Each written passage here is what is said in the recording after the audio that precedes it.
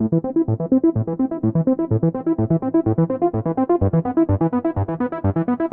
avons vu que les développements techniques, en dépit des formidables avancées qu'ils permettent, fragilisent la vie sociale en ce qu'ils rendent superflues les relations de confiance.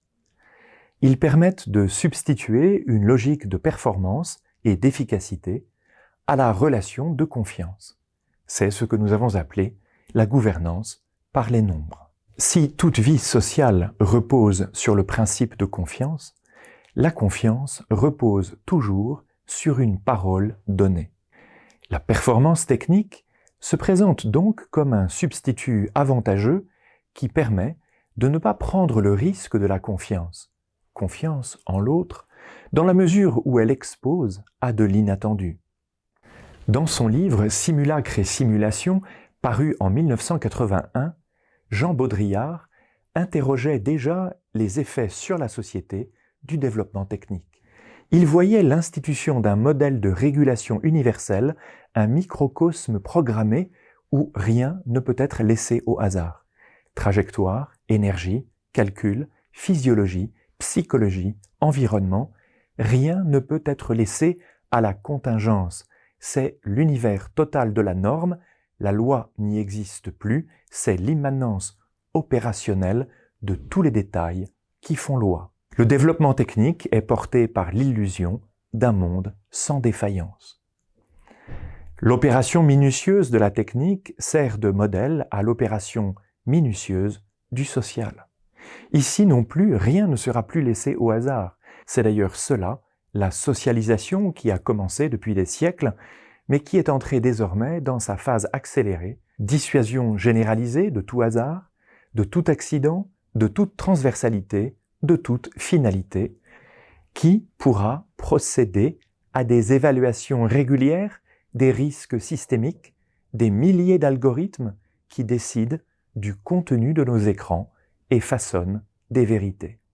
La réponse est surprenante et nous l'entendons dans la bouche de Cathy O'Neil, une data scientist qui travaille avec des agences gouvernementales américaines pour examiner les algorithmes des entreprises.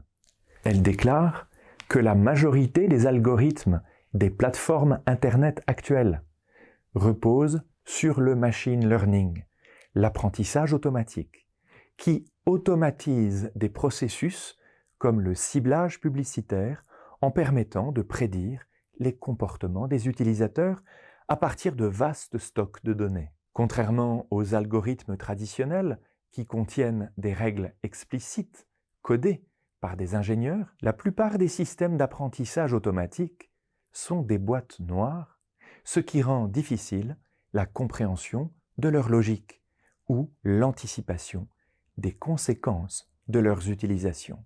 Même les ingénieurs ont du mal à régler précisément les comportements de ces systèmes. Il est clairement impossible de contrôler ce que fait un moteur de recommandation dans son ensemble. C'est à l'opinion publique de savoir donc désormais mettre une limite à l'intrusion des systèmes d'information dans la vie sociale.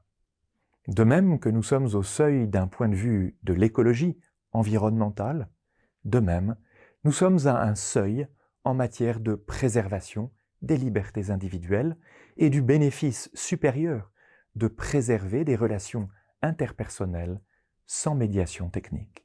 Cela suppose cependant une prise de conscience des individus et d'un effort de prise de distance avec les outils technologiques dont la dépendance ne cesse de croître. Oserons-nous affirmer que l'humain prime la machine, que la relation de confiance humanise plus que nos systèmes techniques? C'est sans doute maintenant que se joue l'avenir de nos sociétés.